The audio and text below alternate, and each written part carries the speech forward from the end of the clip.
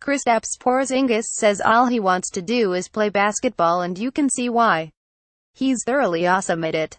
Diffusing controversies is a lot easier when the Knicks win and Porzingis plays like a superstar, which is what transpired again Friday in a 120,105 mauling of the Phoenix Suns.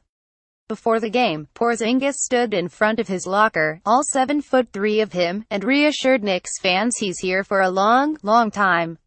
It wasn't terribly convincing, but then he started dunking and eliciting MVP chants, and it all felt like a match made in unicorn fantasyland.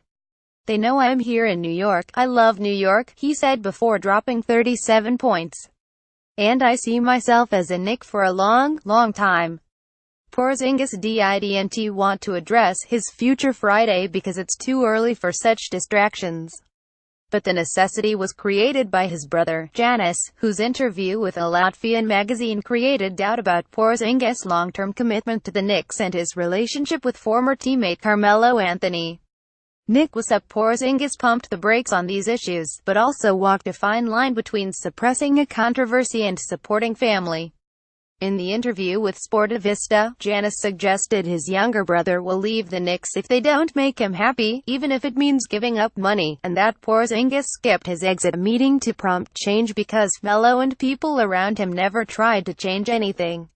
"The translated excerpts were taken out of context," said Porzingis, who declined to elaborate further. Apparently the publication is released monthly and the excerpts were part of a much larger story.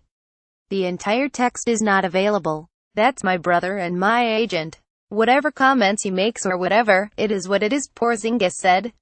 "I don't know how to put this right. I think we'll get to that later. We'll talk about that more later. Now before a game one don't think is the right moment. At the end of the season that would be right moment for those kind of things."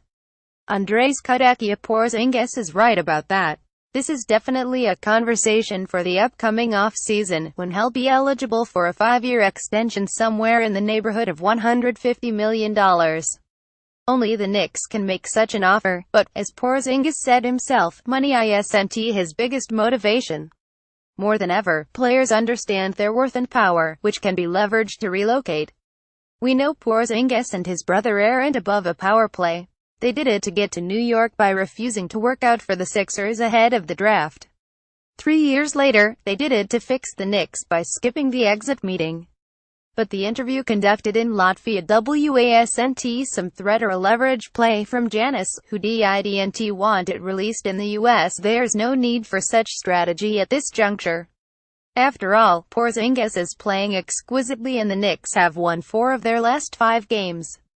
Janis worked to groom Porzingis into a superstar, which began before anybody believed it realistic, is coming to fruition.